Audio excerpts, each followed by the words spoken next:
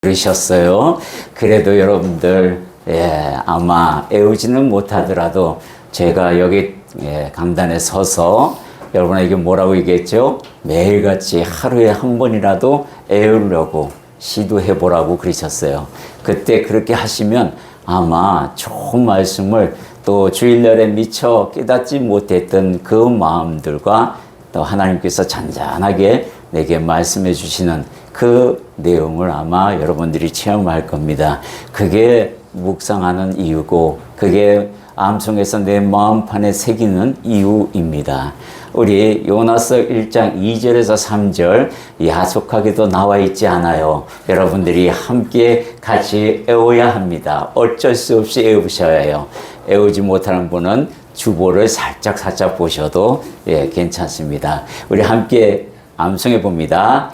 너는 일어나 저 큰 성읍 니느웨로 가서 그것을 향하여 외치라.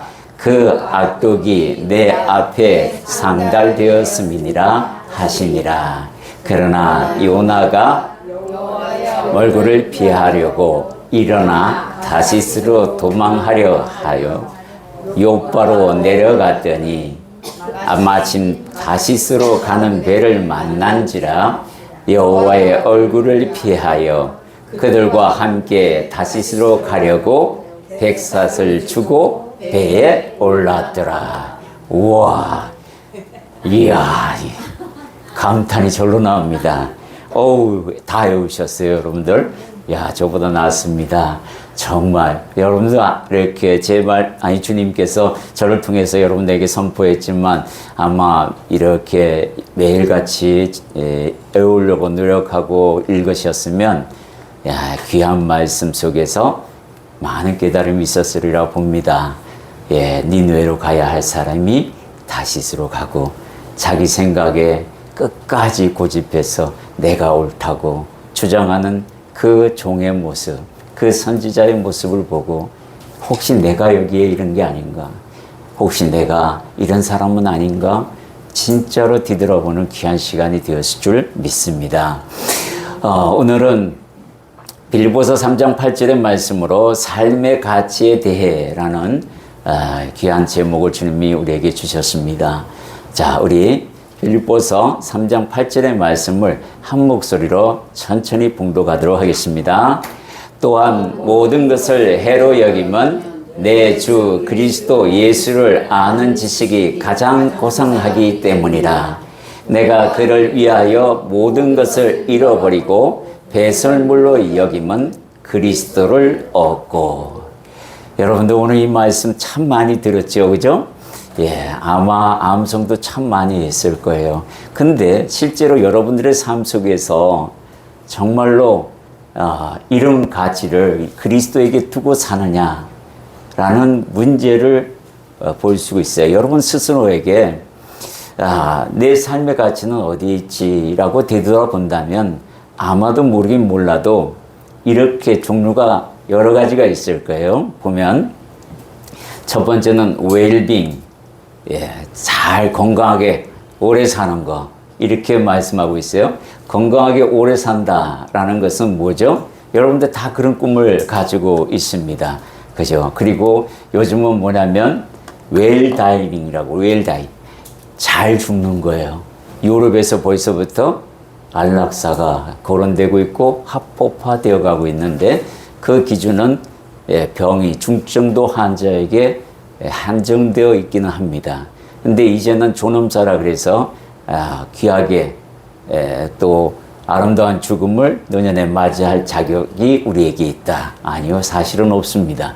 그러나 이것이 이제 물 건너서 언젠가 우리나라에도 대두가 될 겁니다. 우리 그리스도인들은 정말 잘 죽어야 합니다. 요즘 제가 이 웰다이닝, 어떻게 잘 죽을까라는 생각을 참 많이 합니다. 죽음은 주님께서 결정하시고 여러분들이 순서대로 가는 것이 아니라 순서 없이 갑니다. 그죠? 그런데 그 날이 언제인지 나는 알 수가 없습니다. 내가 주님 앞에 부끄럽지 않기를 바라는 그 죽음이 되기를 저는 소망합니다. 정말로 하나님 앞에 불려왔을 때 너 뭐하다 왔니? 라고 물으면 예, 돈에 좀 관심 있어가지고 재력을 한번 꿈꿔가지고 돈 좀 모아받아 왔습니다. 이렇게 말할 수는 없잖아요. 뭐니 해도 머니가 최고라고요. 세상 살아가는데 돈이 최고더라고요. 건강도 최고고. 이렇게 해서 내가 하나님 앞에서 그러면 네가 죽음과 동시에 가지고 온 건 뭐냐? 라고 했을 때 아무것도 없습니다. 네가 그렇게 추구했던 그 최고의 권력과 돈은 어디에 있느냐? 네 건강은 어디에 있느냐? 네 거룩한 죽음에 대해서 네가 원하는 그 죽음에 대해서는 또한 어떤 것이냐? 라고 물었을 때에 내가 과연 그 이야기를 할 수 있을까요? 여러분들은? 여기에 가치를 둔다는 것은 정말 어리석다라고 우리에게 이야기하고 있습니다. 누가 이야기합니까? 사도 바울이 이런 세상 것들에 대하여 관심 갖지 마라. 이야기를 하고 있어요. 그건 죽음과 동시에 너는 이 땅에서 다 묻어두고 갈 것들이다. 그러나 사도 바울이 오늘 가치를 그리스도에게로 둔 이유를 우리에게 설명을 합니다. 그것은 바로 첫 번째, 그는 그리스도를 만난 사람이었다라는 거예요. 그리스도의 사람을 어떻게 만났어요? 주님께서 그를 만나 주셨습니다. 어디서요? 다메섹 도상에서 만나게 됩니다. 그 다메섹 도상은 어떤 도상이었어요? 어떤 길이었어요? 그것은 바로 예수를 핍박하기 위해서 가는 길이었습니다. 그 길에서 주님을 만난 거예요.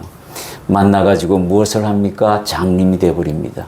3일 동안 장님이 되다 보니 눈을 시퍼렇게 뜨고 잡으러 갔던 그가 졸지에 큰 빛을 봄으로 예수를 만나고 예수님의 음성을 듣고 그 빛난 강한 빛을 보고 장님이 되고 사람들에 의해서 방금은 지 힘으로 왔다라 갔다 하던 그가 사람에게 부치금 받고 내려가는 그 일이 벌어지고 3일 동안 장님 어둠의 세계를 경험하자 그 마음이 얼마나 낙담하고 얼마나 두려웠을까요? 그리고 주님께서 뭐라고 얘기하냐면 당신 누구요? 라고 사도 바울이 얘기했을 때 네가 핍박하는 예수다. 이 말 한마디에 그냥 주저앉아서 그랬을 때 이 사도 바울의 마음을 여러분들이 한번 생각해 보세요. 저는 지금도 제 시력이 점점 죽어가는 데 있어서 과거에는 엄청난 두려움이 있었습니다.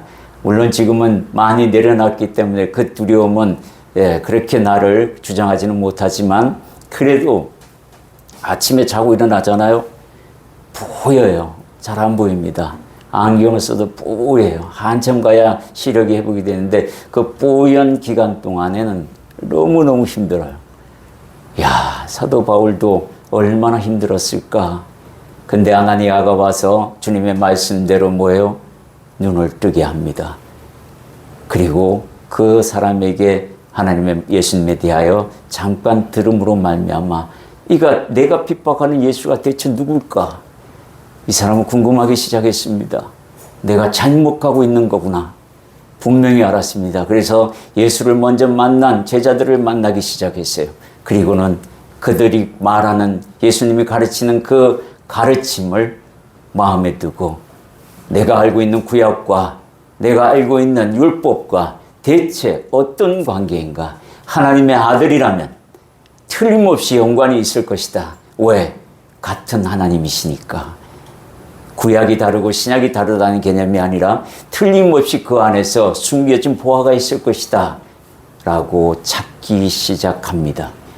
그리고는 마침내 14년 동안에 자기가 가지고 있는 것과 예수님이 가르치는 것들을 합하여 드디어 그 가르침이 진리구나라는 거, 그리고 구약에서 오실 예수 그리스도를 말씀하셨는데, 메시아를 말씀하셨는데 나는 아직 안 왔다고 생각했는데 그분이 바로 예수 그리스도구나. 그 가르침을 마음에 두기 시작했습니다. 그리고는 14년 동안에 자기가 가지고 있는 모든 것을 복음에다 쏟아 넣습니다. 그래서 아름다운 그 복음의 진리의 역사서와 마찬가지로 로마서와 사도행전을 기록하는 계기들이 됩니다. 물론 사도행전은 누가가 기록했지만 이 모든 것들 로마서를 보면 복음의 꽃이라고 나와 있어요. 그것을 기록하는 대장정이 시작이 되는 겁니다. 사도 바울은 그리스도의 가르침을 마음에 두었습니다. 그리고 자기가 가지고 있었던 그 모든 것들을 배설물로 여기기 시작했다라는 것입니다.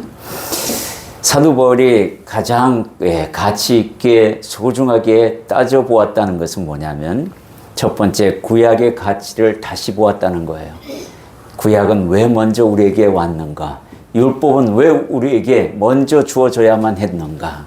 그것은 예수님이 오기 전에 나의 죄성, 나의 죄를 먼저 깨닫게 하기 위함이다라는 거예요. 죄가 들어옴으로 말미암아, 율법이 들어옴으로 말미암아 죄가 더 늘어났다는 말들도 있어요, 그죠? 근데 그것은 뭐예요? 죄를 자꾸 키워감으로 말미암아 율법이 자꾸 가지를 치는 거예요. 모방 범죄를 통해서 율법이 또 생기고 또 생기고 또 생기고 계속해서 법이 생기므로 죄는 점점점 늘어나고 이런 일들이 벌어지고 그런 이야기와 함께 구원의 가치란 무엇인가? 율법을 통해서는 절대 구원받을 수 없는구나. 우리가 잘못 알았다. 오로지 예수 그리스도 한 분으로만 구원받을 수 있다. 그 가치를 보았다라는 겁니다. 두 번째는 뭐죠? 부활의 은혜를 깨달았어요. 예수 그리스도를 믿는 가장 중요한 은혜가 바로 부활입니다. 우리는 죽으면, 이 땅에서 육체가 죽으면 끝난다, 다 함께 끝난다라고 생각하는 사람들이 상당히 많습니다. 그리스도인이라 하면서도 이 부활신앙이 없는 사람들이 꽤 많아요. 그거는 가짜들입니다. 부활, 이것이 생명입니다. 사망 권세를 이기는 그 부활을 우리가 꿈꾸고 예수 그리스도의 영이 내 안에 있는 것은 뭐예요? 주님께서 예수 그리스도의 영을 살리신 것과 같이 내 영을 다시 살리시리라. 그 믿음이 함께 가는 게 부활 사상입니다. 그래서 뭐예요?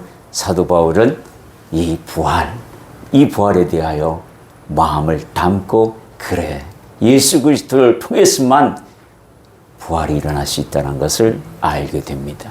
세 번째는 천국, 즉 하나님의 나라에 대한 소망을 다시 보게 되었다라는 거예요. 천국에서의 안식이라는 것이 다시 조명합니다. 예수 그리스도를 통해서 안식이 이루어지고 예수 그리스도를 통해서 천국의 문이 열렸구나. 이야, 이 귀한 진리가 이제서야 내가 깨닫다니 어리석게도 몰라서 저 예수 그리스도 참 진리를 아는 사람들을 내가 핍박하였구나. 그가 이제는 뭐요? 삶의 가치를 완전히 다메섹 도상을 기준으로 해서 어두웠던 세계를 싹 다 버리고 참 진리, 참 빛으로 걸어오는 그의 모습, 일상이 완전히 뒤바뀝니다. 우리는 그렇게 살아야 합니다. 여러분들이 과거의 삶에 연연해 있으면 앞으로 갈 수가 없습니다. 앞에 주님께서 이리로 오라 하면 그리로 가야 합니다. 여러분들이 누굴 통해서 그 말씀을 듣습니까? 교회를 통해서 듣습니다. 교회를 통해서 듣는 그 음성을 듣고 내가 밝히 걸어가는 그 자가 참 진리 안에 있는 겁니다. 사도 바울은 그 가지고 있었던 걸 버리기가 쉬웠을 것 같아요? 아니요. 그렇지 않았을 겁니다. 그걸 배설물로 여기겠다라고 이야기할 정도면 상당한 오래 시간들이 기다렸던 것 같아요. 그 싸움에서 이겼습니다. 그리고는 우리에게 뭐예요? 참 진리는 이런 거야. 구원의 가치가 바로 예수 그리스도께 있어. 부활의 은혜가 예수 그리스도께 있어. 천국의 소망이 그분으로 통해서 네게 주어졌다. 이 말씀, 이 가치를 가지고 여러분들이 일상생활 하시기를 소망합니다. 우리 특성으로 일상이란 제목으로 우리 유창길 안수 집사님 나오셔서 찬양해 주시겠습니다.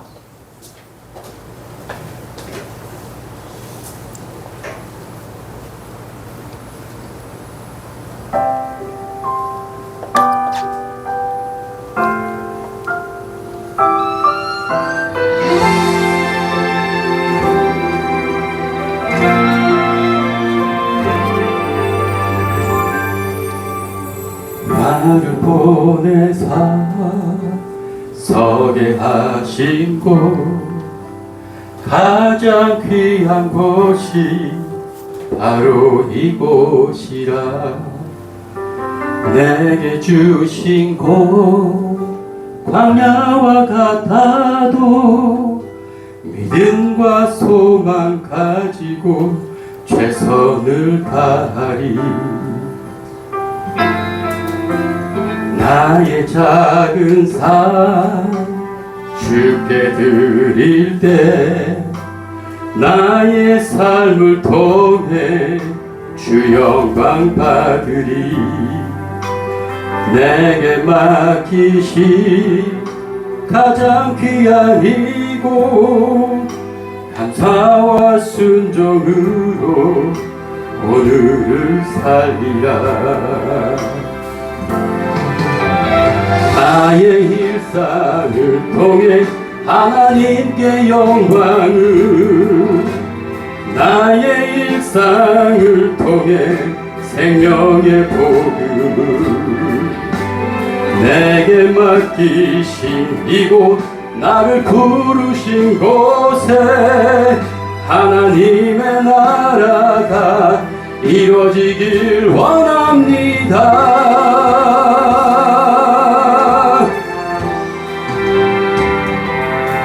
오직 예수를 믿음으로 감사의 삶을 살아가시는 한국교회 성도들의 일상에 하나님의 의와 평강과 희락의 기쁨이 가득하게 되길 소망합니다. 아멘.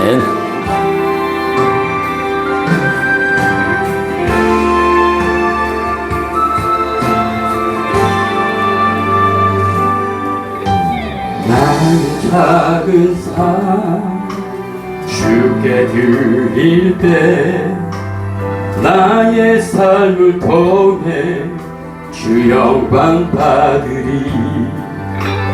내게 맡기신 가장 귀한 이곳 감사와 순종으로 오늘을 살리라. 나의 일상을 통해 하나님께 영광을, 나의 일상을 통해 생명의 복음을, 내게 맡기신 이곳 나를 부르신 곳에 하나님의 나라가 이루어지길 원합니다. 나의 일상을 통해 하나님께 영광을, 나의 일상을 통해 생명의 복음을, 내게 맡기신 이곳 나를 부르신 곳에 하나님의 나라가 이루어지길 원합니다. 나의 일상을 통해 주의 나라 이루소서.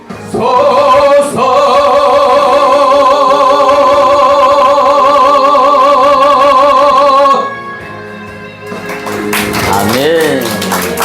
할렐루야.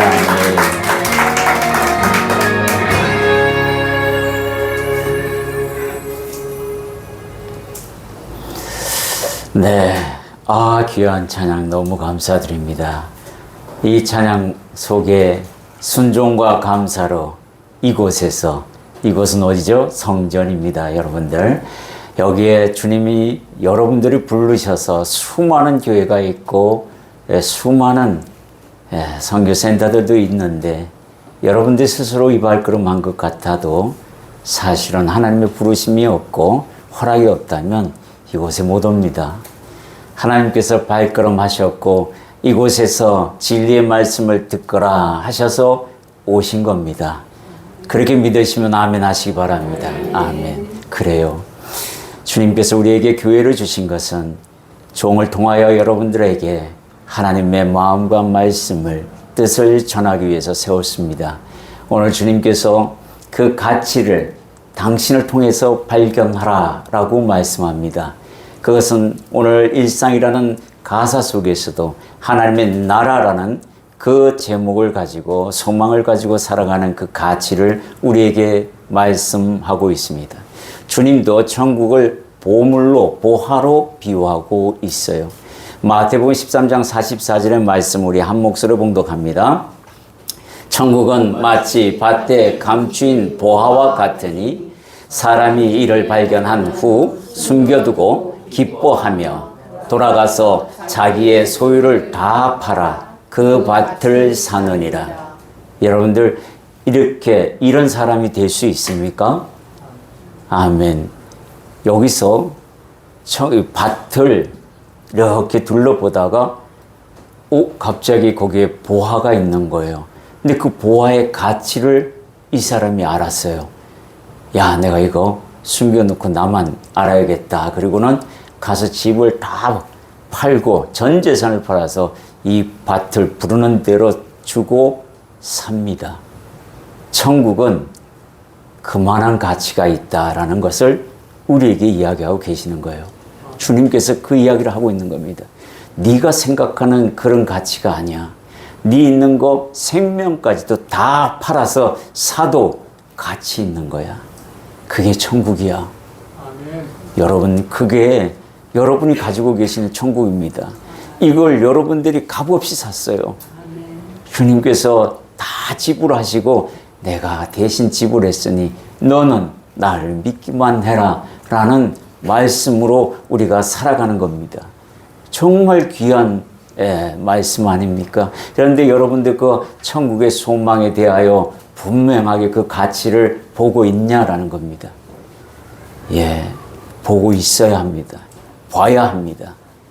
그것을 보지 못하면 내 인생이 전혀 다른 방향으로 가버리고 맙니다. 우리의 삶의 가치가 어디에 있냐라고 물으면 물론 천국의 삶에 대하여 이야기합니다. 근데 천국의 삶은 행복이에요. 여러분들 행복하세요? 아멘. 행복해야 합니다. 주님께서 인간을 만드신 이유가 뭐예요? 행복하라고 하신 거예요. 에덴 동산에 두신, 특별히 구별하여 에덴 동산에 주신 이유가 뭐예요? 행복하라. 누구와 함께?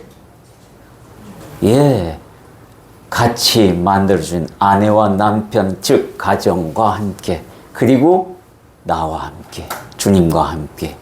그래야 이 세 분, 하나님과 남편과 아내, 이 여자와 남자, 이 세 사람이, 세 분이 하나가 되는 때 비로소 인간은 참 가치와 행복을 가지게 된다라는 거예요.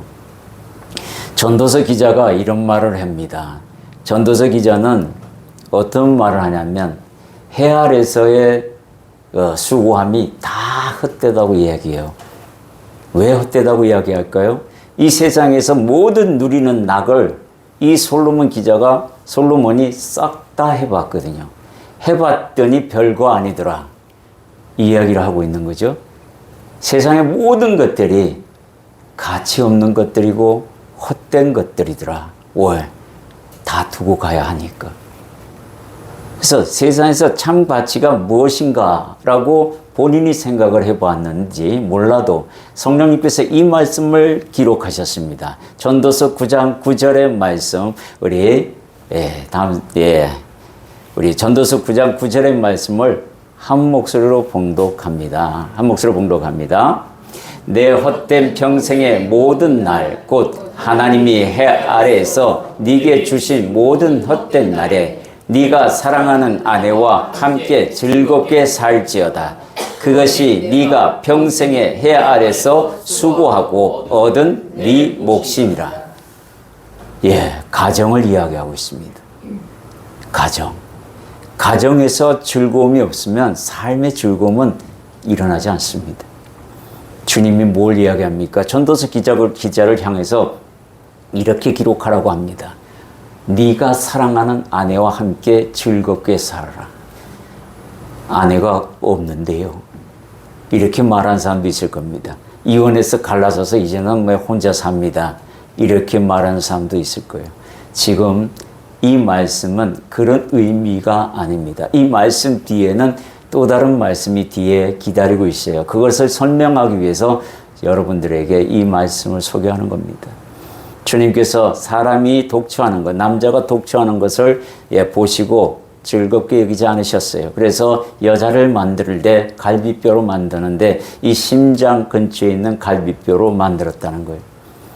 많은 갈비뼈가 있어요. 24개가 있는데 그 중에 어떤 갈비뼈입니까? 하면 이 심장을 가리고 있는 갈비뼈였을 것이다 라고 추측을 합니다. 이유가 뭐예요? 심장을 보호하는 갈비뼈예요. 다시 말해서 네 남자의 생명 그 고난도 같이 함께 가는 거예요. 보호한다는 의미예요.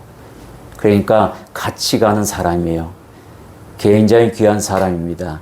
혼자 사는 것은 성경적이지 못합니다. 사실은 주님께서 여자를 만드신 이유가 뭐예요? 가정을 꾸리고 살아라라는 이유 때문에 서로 그렇게 만든 겁니다. 거기서 살아갔을 때 즐거움이 있는 겁니다. 예, 그거는 에덴에서부터 시작했어요. 그래서 그 즐거움을 어떻게 해야 회복합니까? 라는 이야기가 이제 설명이 될 겁니다.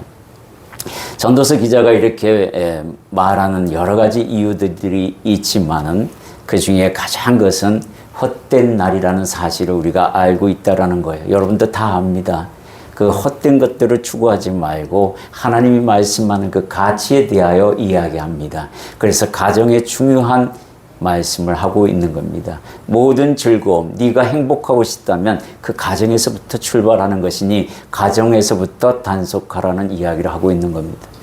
남녀를 만나서 사랑해서 만나서 결혼하게 됩니다. 그리고 한때 참 즐거운 게 효력이 언제까지 가냐면 3년까지 가는 게 가장 길게 간다고 하는 겁니다. 3년 지나면 서서히 원수지간이 되어가고 등 돌리는 사건이 벌어지며 각방 쓰는 사건이 벌어지고 이제 남남처럼 살다가 가끔 필요할 때 만나는 이상가족이 되어가는 그런 부분. 이건 하나님이 원하는 삶이 아닙니다. 주님께서 뭐라 그러냐면 가정은 공동체입니다. 그래서 서로를 위하여 기도해주고 서로에게 아픈 것이 있는지 서로에게 맞춰주려고 할 때에 그 즐거움이 있는 거예요. 전도서 기자가 이 즐거움에 대해서 이 에덴의 즐거움을 행복하기 위해서는 가정을 꾸려야 된다라고 이야기하지만 그 가정에 대하여 사도 바울은 이렇게 말씀하고 있습니다. 에베소서 5장 33절에 보면은 우리 에베소서 5장 33절과 24절, 25절 함께 읽겠습니다. 그러나 너희도 각각 자기의 아내 사랑하기를 자신같이 하고 아내도 자기 남편을 존경하라. 그러므로 교회가 그리스도에게 하듯 아내들도 범사에 자기 남편에게 복종할지니라. 남편들아 아내 사랑하기를 그리스도께서 교회를 사랑하시고 그 교회를 위하여 자신을 주심같이 하라. 이렇게 사랑하고 계십니까? 아멘이 한 분밖에 안 나타나셨어요. 존경합니다. 안수 집사님. 네, 아멘. 여기 보면 전도서 기자가 가정을 꾸리고 남자와 아내, 즉 남편과 아내가 결혼해서 즐겁게 사는 게 님 세상의 몫이다. 즉 상급이다 라고 이야기하는데 내 평생의 상급이 그것이다 그러면 즐겁게 살아야 되겠죠. 근데 사는 데는 하나님께서 사도 바울을 통해서 이렇게 말합니다. 내 아내들에게 이야기하는 거예요. 내가 남자를 만들었는데 남자의 성품과 성향은 어디에 있느냐 하면 존경받는 데 있어. 인정받으면 뭐든지 다 줘. 이런 개념입니다. 여러분들 남자의 성향을 잘 파악하는 아내가 조강지처가 될 수 있습니다. 남자를 남편으로 사람을 인정하는 거예요. 내 남편이 최고다. 이거. 그리고 난 남편을 존경한다. 존경한다는 말이 무슨 말이에요? 남편의 의견을 따르는 겁니다. 내가 하고 싶은 것도 남편과 의논했을 때 남편이 아니야, 난 그걸 원하지 않아. 그러면 그 뜻을 존경해 줘야 됩니다. 존중해 줘야 되는 거예요. 이래요. 그러면 남편은 자동으로 아내를 사랑하게 됩니다. 여자를 어떻게 만들었어요? 여자는 사랑을 먹고 사는 존재입니다.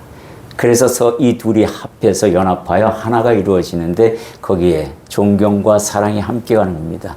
이걸 가지고 하나님을 사랑하는 겁니다.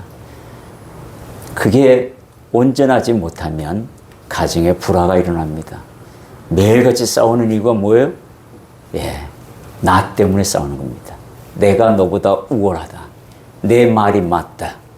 당신은 내 말에 그냥 따라오기만 하면 돼. 서로가 주장하다 보니 분쟁이 일어나고 투쟁이 일어나는 겁니다. 순서는 분명하게 주님이 정해져 왔습니다. 뭐죠? 남편 중심으로 가되 남편의 의견을 존중하라. 왜? 교회가 그리스도를 사랑하고 존중했던 것처럼 섬기는 것처럼 그리하라. 예. 예수님이 교회를 섬길 수가 없습니다. 사실은. 왜? 주인이시니까. 그러니까 여기서 지금 교회를 아내로 두고 하는 것이 뭐냐면, 예, 교회가 예수님을 섬기는 거잖아요. 주님은 교회를 사랑하는 것이고, 그래서 자기 목숨보다도 더 귀히 사랑하는 거지, 섬기는 개념이 아니잖아요. 그러니까 교회는 뭐예요? 하나님을 섬기는 그런 장소이고 그런 위치에 있습니다. 아내도 남편을 그렇게 해라라고 가르치고 있어요. 그래야 질서가 서는 겁니다. 물론 거기에는 하나님의 말씀과 비교했을 때에 거기에서의 결론을 아내가 얻는 때도 있습니다. 거기에 비교했을 때 하나님의 뜻에 어긋나는 것이다 라고 생각했을 때는 어떻게든지 서로 설득을 하고 서로 해야 하는데도 불구하고 남편이 요구하시면, 같은 믿음을 가지고 있는데 남편이 요구하면 남편 뜻에 우선적으로 맞추는 것이 순서이다, 이렇게 가르쳐주고 있는 겁니다. 우리는 영적으로 예수님과 결혼한 관계이다 라는 것을 설명하기 위해서 이 전도서 9장 9절의 말씀을 응용한 겁니다. 우리는 누구나 다 예수님과 영적으로 결혼했다라고 말하고 있어요. 그래서 우리는 결혼을 안 해도 예수님과 결혼한 사람들은 행복해질 수 있다, 이 이야기를 하고 있는 겁니다. 예수를 믿지 않는 사람들에 대해서는 우리가 강론할 필요가 없습니다. 오늘 그 말씀이 고린도후서 11장 2절에서 3절에 나와 있는 말씀, 우리 한 몫으로 봉독합니다. 내가 하나님의 열심으로 너희를 위하여 열심을 내노니 내가 너희를 청결한 처녀로 또 한 남편인 그리스도께 드리려고 중매함이로다. 그러나 나는 뱀이 그 관계로 하와를 미혹한 것 같이 너희 마음이 그리스도를 향하는 진실함과 깨끗함에서 떠나 부패할까 두려워하노라. 이 사건이 일어난다는 거예요. 사도 바울이 우리 정결하게 만들었어요, 복음으로. 그런데 예수님을 중매해가지고 예수님과 영적으로 하나가 됐습니다. 결혼해서 하나가 됐어요. 예수를 영접한 사람들은 다 그렇습니다. 그러면 인생의 즐거움이 나타날 겁니다. 하나님이 그렇게 하시니까. 그런데 살다 보면 어떻게 돼요? 뱀의 유혹이 오게 된다는 거예요. 하와를 유혹했던 것처럼 나를 유혹하여서 내 마음을 부패하게 만들어버릴까 두려워한다는 거예요. 이거 지켜나가야 한다라고 분명히 우리에게 이야기합니다. 무슨 말을 하고 있는 겁니까? 여러분들, 참 진리 안에 있는데 참 진리 안에 처음으로 시작했다가 변질되었다라는 그런 일들이 생긴다라는 거예요. 포도나무에 가지가 붙어 있었습니다. 처음 시작은 그렇게 해요. 그러다가 뭐요? 열매를 맺기 시작하는데 그 열매가 다 땅에 떨어져 버립니다. 익어가기도 전에. 그러면 그 가지는 잘라내버립니다. 주님께서 분명히 말씀합니다. 열매를 맺지 못하는 가지는 내가 잘라버리리라. 그래서 열매를 맺는 그 가지를 더 풍성하게 만들리라. 주님께서요, 이 땅에 많은 교회를 세웠습니다. 처음 시작은 그럴싸하게 시작하다가 마침내 이단으로 빠져서 문제 생겨서 그 가지에 접붙임을 당하다가 나중에는 잘림을 당하는 어리석은 일들이 벌어집니다. 여러분들 신앙촌이라는 그 이단을 보게 되면 박태선 장로가 아주 유명한 사람이에요. 그 사람이 제대로 신앙을 가졌다면 동양의 무디라는 사람, 그런 별명을 가질 뻔했던 사람입니다. 그 사람의 시작은 엄청났어요. 장로인데도 불구하고요, 엄청났던 역사가 있습니다. 남산에서 집회할 때만 해도 정식으로 정말로 하나님께 믿음을 가지고 일했던 사람입니다. 남산에서 그 당시 때에 그 드럼통에 5개의 보물통이 다 찼다고 하니까요.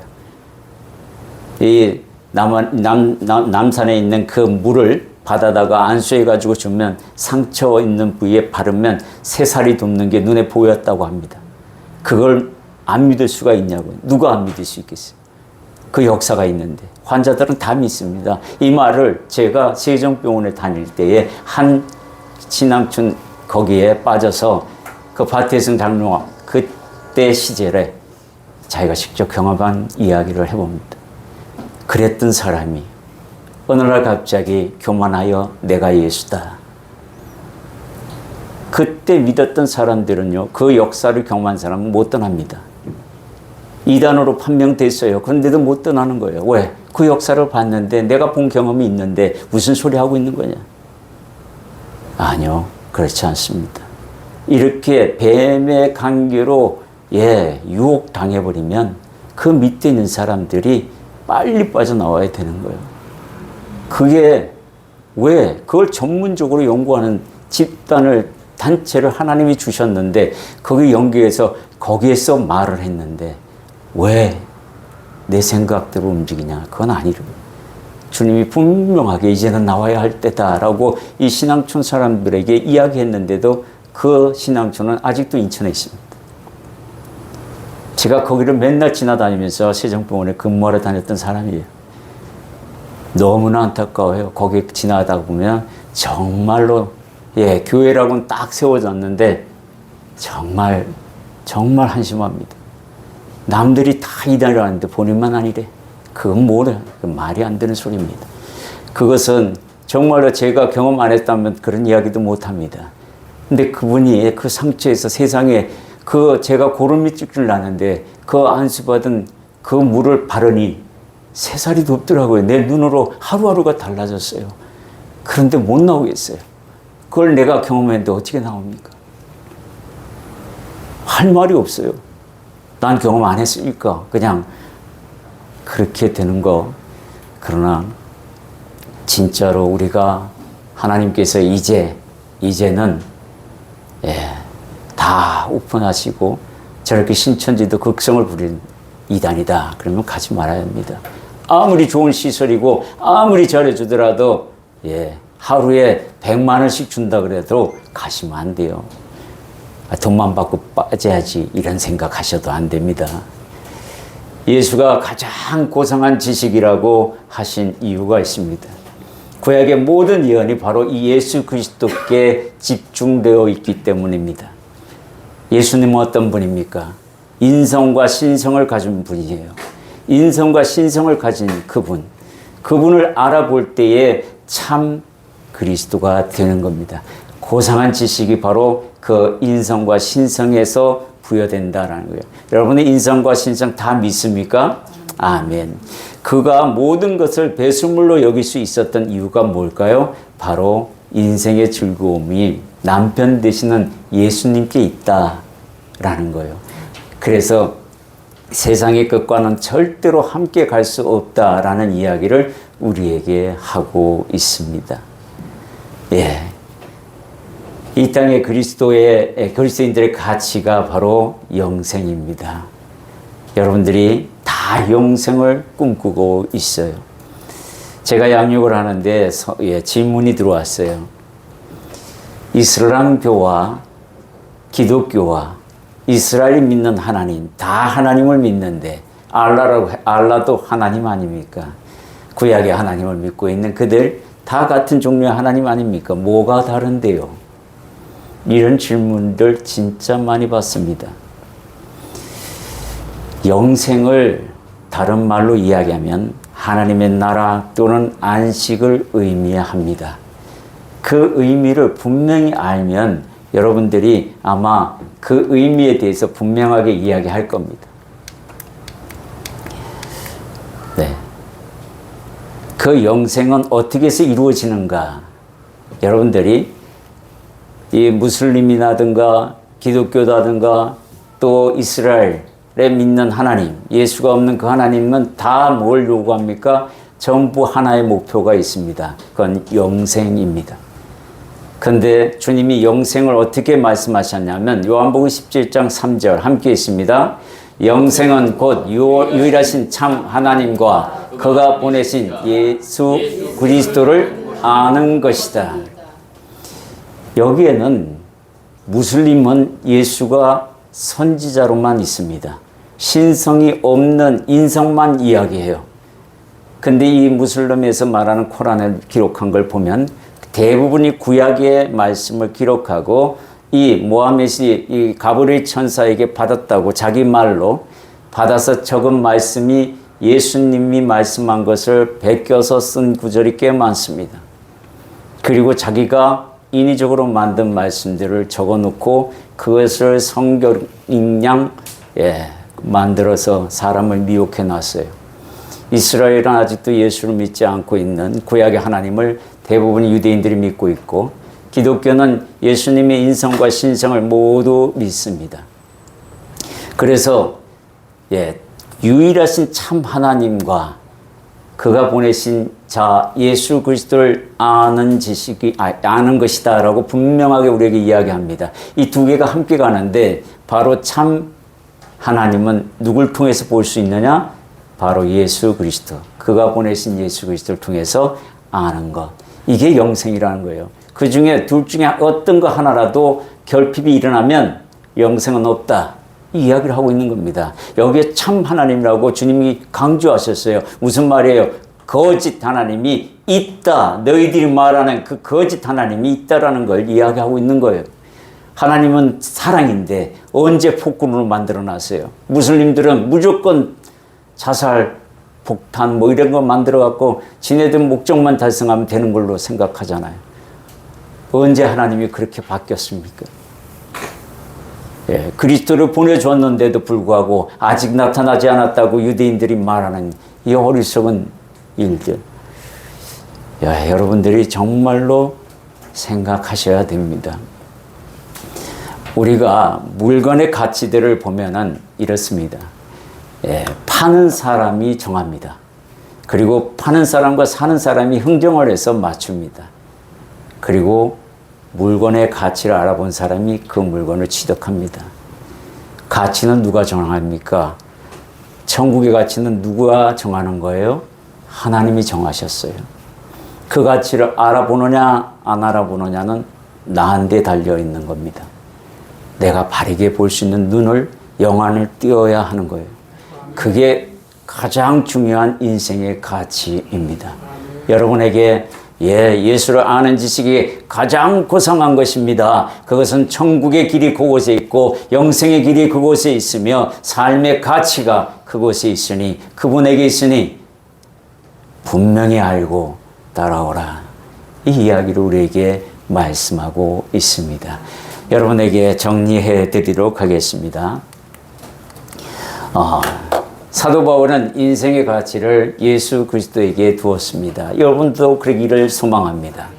헛된 인생의 시간, 사건, 참된 가치는 바로 즐거움이 회복되어야 합니다.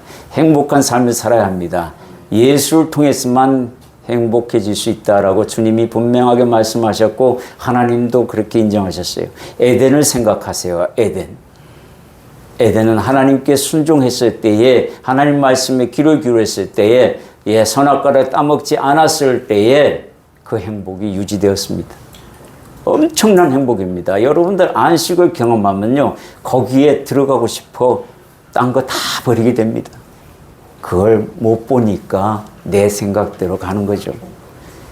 관련해서 신랑인 예수를 정말로 중매하는 바울의 모습에서 우리 또한 예수님과 혼인관계를 유지해야 돼. 한 몸이 됐다라는 것을 잊지 마시기 바랍니다. 인생의 즐거움이 바로 여기에 있다라고 오늘 사도 바울을 통해서 우리에게 말씀했어요. 여기는 어린아이들도 있습니다. 어린아이들 다 고백을 해야 됩니다. 난 예수님과 한 몸이 되었어요. 그러니 난 마귀의 생각을 버립니다. 난 가까이 할 수 없어요. 이렇게 고백할 수 있어야 합니다. 여러분들 한 번쯤은 이런 생각해 보세요. 여러분들 주님 보고 싶지 않으세요? 보고 싶죠? 그러면 기도하실 때 주님 보고 싶습니다. 정말 보고 싶습니다. 그렇게 한번 고백해 보세요. 그러면요, 여러분의 마음이 울컥한 걸 느낄 겁니다. 그때 주님이 내 마음을 만져주신 걸 느낄 거예요. 정말 보고 싶었어요, 주님. 제가 주님의 말씀을 날마다 듣는데도요, 이렇게 갈급함이 있습니다. 정말 보고 싶었어요. 그렇게 한번 기도하는 여러분이 되기를 소망합니다. 우리 잠시 결단 기도하도록 하겠습니다. 사랑의 주님, 오늘 주님의 가치를 사도 바울을 통하여 우리에게 말씀하셨고 주님 또한 말씀하셨습니다. 밭에 있는 보화를 알아볼 수 있는 우리가 되게 하시고 그것을 알아보았을 때에 내 모든 것들을 던질 수 있는 믿음을 허락하여 주옵소서. 오늘 결단하고 나아가겠습니다. 예수님 사랑합니다. 예수님 사랑합니다. 오 하나님, 오늘 주님 사도 바울을 통하여 가장 고상한 지식은 바로 예수 그리스도라고 이야기합니다. 예수 그리스도를 아는 지식을 우리에게 주심에 감사드립니다. 오 하나님, 정말 감사드립니다. 이제 주님 보고 싶습니다. 이제 주님 만나고 싶습니다. 말씀을 통하여 만나게 하시고 나의 기도 시간에 만나게 하시며 하나님, 내 생각이 아니라 주님 중심의 생각으로, 주님 말씀 중심의 생각으로 나아가는 저희들 되게 하여 주시옵소서. 오늘 내가 하나님, 사도 바울의 그 고백처럼 내 삶에 가장 가깝고 가장 가치 있는 것은 예수 그리스도와 한 몸이 되었다는 사실을 고백하며 나아갑니다. 그 삶 속에서 하나님 역사하는 주님을 보게 하여 주옵소서. 예수님 이름으로 기도드립니다. 아멘. 사랑의 주님, 삶의 가치를 밭에 감춰진 보화로 비유하신 주님을 보게 됩니다. 사도 바울이 또한 내가 내 모든 것들 가진 것들을 배수물로 여기는 것은 예수 그리스도를 얻기 위함이다. 함께 갈 수 없는 건 세상의 것이고 내 생각이라는 것을 알게 하시고 이것을 과감하게 버리며 오로지 흠집 없는 참질만 향해 내가 가겠나이다. 결단하고 나가는 주님의 백성들, 가치를 온전히 발견하고 그리로 향해 가는 주님의 자녀들을 기억하여 주옵소서. 예수님 이름으로 기도드립니다. 아멘. 나 맡은 본분을 찬양하고 봉헌하겠습니다.